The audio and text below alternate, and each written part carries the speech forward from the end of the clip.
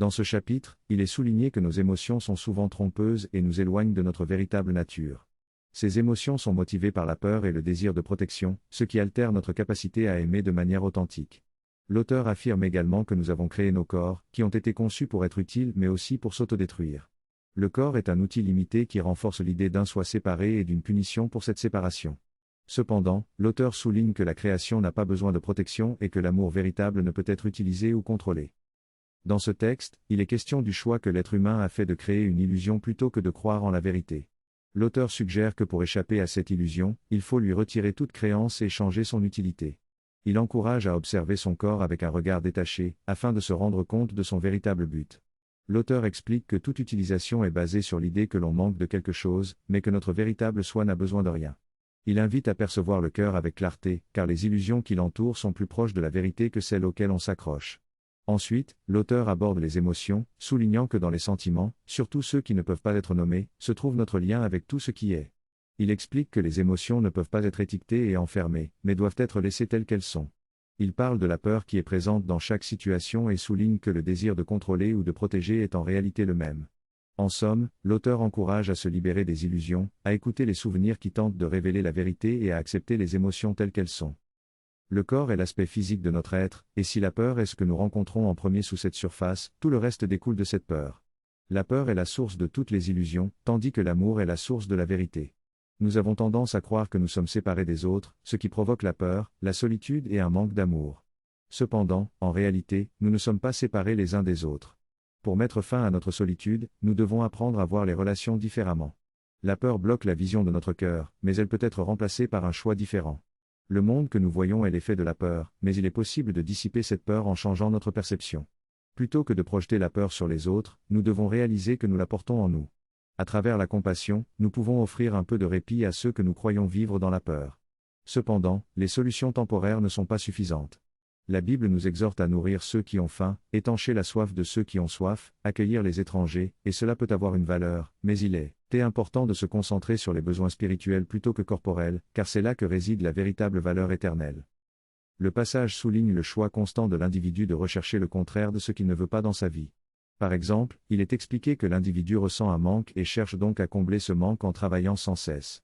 Cependant, il est suggéré que le seul remplacement réellement efficace est celui de l'illusion par la vérité, de la peur par l'amour et du soi séparé par le vrai soi qui repose dans l'unité. L'importance des relations est également abordée, affirmant que la satisfaction des besoins des autres est une valeur durable et permet de combler la faim et la soif spirituelle. Enfin, il est souligné que nous ne sommes pas les créateurs de nous-mêmes, mais que ce que Dieu a créé reste tel qu'il l'a créé, et que nous sommes invités à rentrer dans l'étreinte rassurante du Père. Dans ce passage, l'enseignant spirituel s'adresse à son disciple et lui explique comment il cherche à se déresponsabiliser en attribuant ses actes à son corps. L'enseignant compare cela à un enfant qui accuse son ami imaginaire d'avoir fait quelque chose de mal. Il rappelle alors que l'ego lui-même est comme un ami imaginaire, et que le véritable ami et soutien se trouve en Dieu. L'enseignant explique ensuite que la croyance en l'utilisation des autres est une illusion de la réalité fabriquée par la personne. Il met en garde contre cette idée d'utiliser son corps et les autres comme moyen d'atteindre ses buts. Il rappelle que les besoins réels sont comblés de manière naturelle, comme l'expérience des fleurs et des oiseaux. Il souligne ensuite que le bonheur est la volonté de Dieu, mais que la personne l'a donné à des choses comme le corps et le temps. Il explique que le libre arbitre donné par Dieu a permis à la personne de créer son monde, mais qu'elle le regarde maintenant avec culpabilité. La personne cherche alors à prouver sa valeur en se guérissant elle-même et en réparant le monde, plutôt que de demander l'aide de Dieu. L'enseignant invite ensuite le disciple à vouloir être pardonné, car cela est le premier pas vers l'expiation, c'est-à-dire la correction des erreurs de perception. Il explique que l'état naturel de la personne est l'union, et que la mémoire de cette union est recherchée à travers les relations. Cependant, le désir d'utilisation bloque le chemin vers cette véritable quête d'union. En conclusion, l'enseignant rappelle au disciple que son véritable bonheur réside dans l'union et invite à laisser les erreurs être corrigées pour retrouver cet état naturel. Dans ce passage, il est expliqué que souvent, les relations amoureuses sont utilisées comme un moyen de combler un manque et atteindre un sentiment d'entièreté. Cependant, cela est une distorsion de la réalité, car on oublie que l'on est seul responsable de son propre bonheur et accomplissement. On cherche à combler certains besoins dans différentes personnes et activités, mais tant que l'on ne cherche qu'à atteindre un équilibre entre les aspects de notre vie, on n'aura pas une véritable réalisation. Chercher ce que l'on a perdu chez les autres est un signe que l'on ne comprend pas que ce que l'on a perdu nous appartient encore. La quête de ce qui manque devient alors une course contre la mort, une recherche continue qui ne nous permet pas de trouver la paix et le repos. On glorifie l'idée de réussite individuelle et l'idole que l'on crée de cette réussite nous pousse à continuer la course, même si on abandonne tout espoir d'un véritable accomplissement. On devient spectateur de notre propre vie, admirant ceux qui ont atteint la gloire. C'est une démonstration de notre façon de vivre au quotidien, où l'on s'utilise mutuellement dans des sociétés, groupes et organisations. On se demande qui est le maître et qui est l'esclave de notre propre corps. La réalisation véritable ne pourra être atteinte que lorsque l'on comprendra que ce que l'on a perdu nous appartient toujours et que l'on arrêtera de chercher à combler nos besoins à l'extérieur de nous-mêmes. Ce passage met en évidence la servitude et la dépendance que nous avons envers l'utilisation des choses et des autres dans ce monde. L'utilisation excessive et abusive mène à la destruction et à la souffrance, reflétant notre propre désir déséquilibré d'utiliser les choses à notre avantage.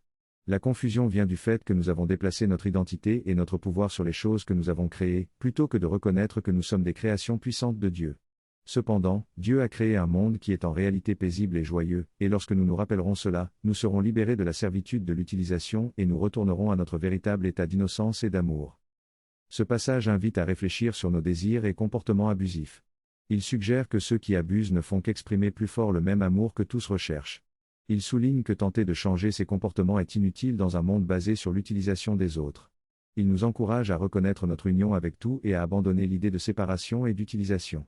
Le texte propose de remplacer l'utilisation par l'union, et cela commencerait par observer notre propre comportement. En se référant à notre corps comme outil d'utilisation, il suggère que cette illusion de pouvoir être utilisé mène à toutes les autres idées d'utilisation. Il invite à mettre fin à cette mascarade et à embrasser notre véritable nature d'union.